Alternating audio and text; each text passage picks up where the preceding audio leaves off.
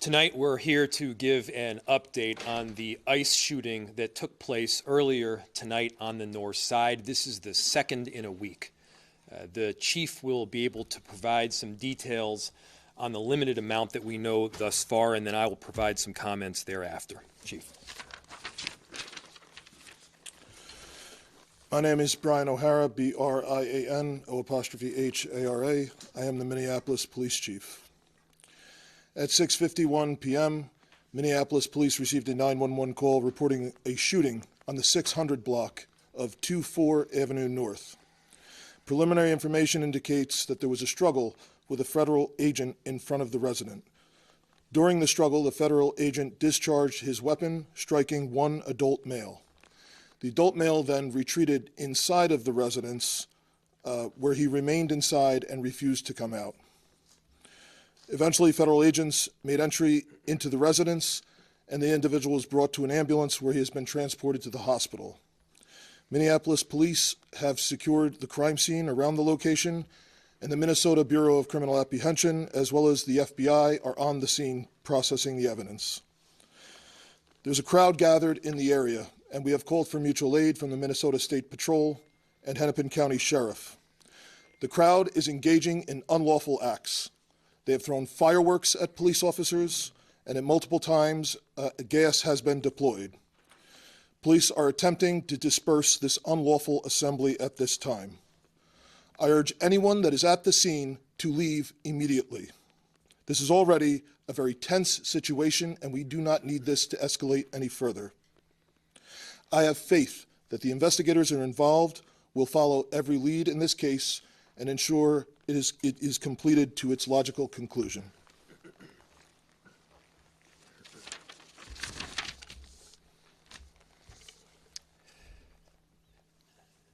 There's still a lot that we don't know at this time, but what I can tell you for certain is that this is not sustainable.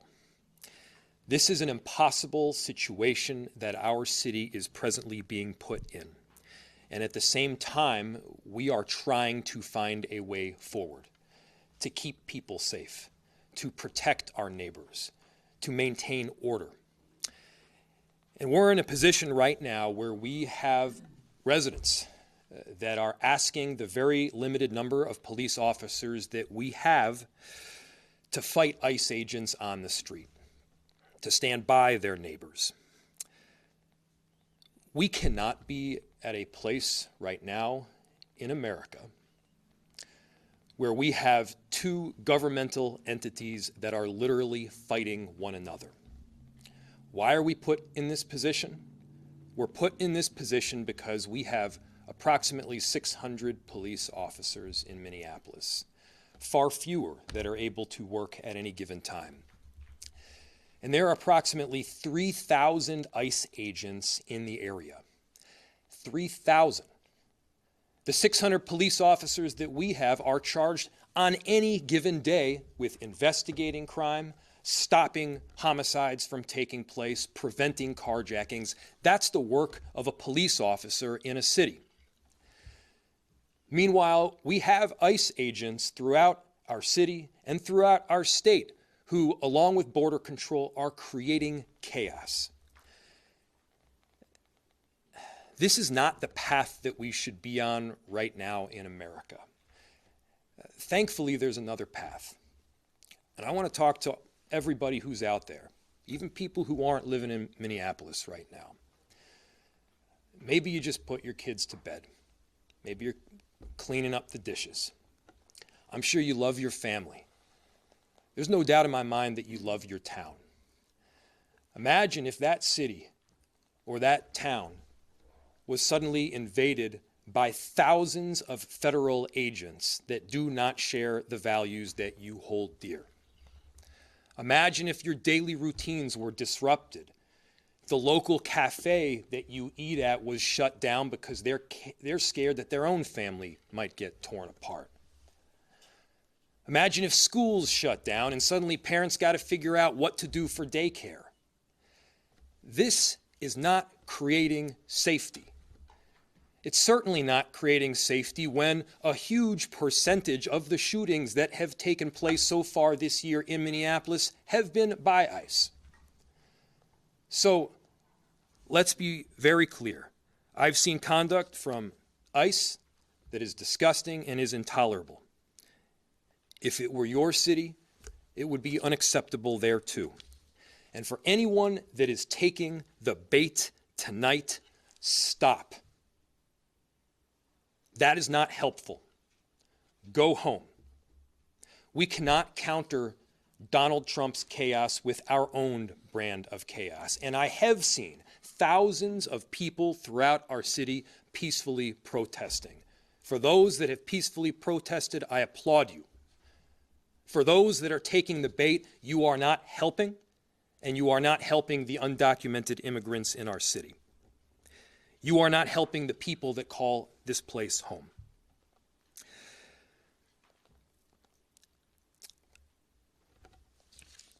ICE can leave, and this massive deployment can come to an end. We have filed litigation to hopefully make it so, and at the same time, I'm deeply concerned that we don't have that kind of time. This is already the second shooting that we've had in a week. People are scared. The atmosphere is tense. But again, there is another option.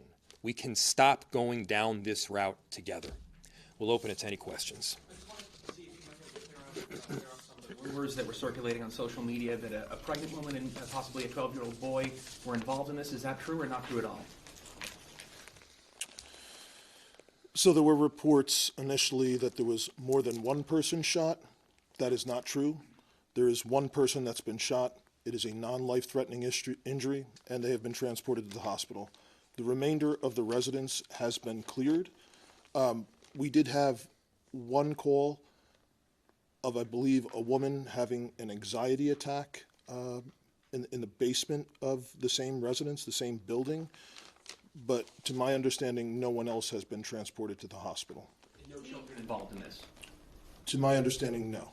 DHS has said that 2 other people came out of an apartment and started attacking the officer with shovels, and that the original person that they were looking for also did that. What has your investigation told you so far? So the question was that people had come out of the residence and attacked federal law enforcement with shovels. The understanding that we have at this time is that this incident began on 94.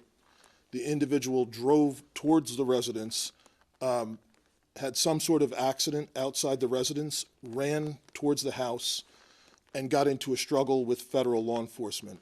I believe there's a broom and like a snow shovel that's on the scene. And yes, I have heard information that that some individual, at least one person, may have assaulted federal law enforcement. Yes. Okay. Will MPD be I am not aware if that's the same person who was shot or if that's someone else. Will MPD be doing its own investigation of what happened? The question was, will MPD be doing an investigation of what happened? I requested the Minnesota Bureau of Criminal Apprehension to respond, and they are on scene. You were saying that there was unlawful protesting that happened tonight. Can you be a little bit more specific? The question was about unlawful protesting. It has absolutely become an unlawful assembly. There are individuals throwing fireworks at police officers, individuals throwing ice, rocks, other projectiles at police officers. It is well past the line, and people need to leave. What kind of communication, if any, have you had with federal law enforcement tonight? The question was communication with federal law enforcement tonight. That communication was all on the scene. It was primarily related to trying to ensure that we were getting medical aid because we had a report of a shooting, and then also to try and ensure that we could maintain the integrity of the crime scene so that there could be an investigation into what occurred. Do you know what the condition of the person shot is? And we're also told that an agent was injured and taken to the hospital. Do you have any updates on either condition? I have no updates on either condition. It's my understanding that this is a non-life-threatening gunshot wound. And can you talk about anything you know about that initial stop that started on 94, that initial chase, if you will? and anything you know about the person that they were following. So I know nothing about the person that they were following. And then the rest of the question was about the initial chase. It's my understanding that we have some other 911 call indicating that someone from the house was calling, saying that the person in the car was running from ICE. I was driving towards the residence. That's my understanding. Could Mayor Frey respond to criticism that local officials are contributing to rising rhetoric, and that's part of the reason why we're seeing, as DHS says, just protesters behaving in this sort of way? What rhetoric? So the question was, can I respond to rhetoric? What rhetoric? DHS says that there's rhetoric from local officials that they say has just kind of taken up the temperature of everything that's going on in Minneapolis. So the question was, there has been the accusation that local officials have perhaps taken up the temperature in Minneapolis. First, I'll say, show me a single place where I have encouraged anything other than peace. Show me a single place where we have encouraged violence. I have said from the get-go to people in Minneapolis, do not take the bait. We are better than that. I have encouraged peaceful protest, and I'll say it again, I am inspired by the tens of thousands of people who have in fact peacefully protested and fairly documented with transparency what is taking place. That is allowed in any city in the country. And I have made it clear that to the extent people are going beyond that, and those protests are not peaceful, and the violence that the chief mentioned, it's got to stop, and you got to go home. 2 more questions. If this situation is not sustainable, as you said a few minutes ago, where do you go from here? What options do you as mayor have from this point forward? So just yesterday or the day before, I'm losing track of the days here, Minneapolis, along with St. Paul and the Attorney General's office at the state, filed a lawsuit. That lawsuit outlined the duress that our city is presently experiencing and how making people safe in our city is made all the more difficult based on the presence of ICE. We are hopeful that we will succeed ultimately in that lawsuit. Of course, my concern is that yet another shooting will take place.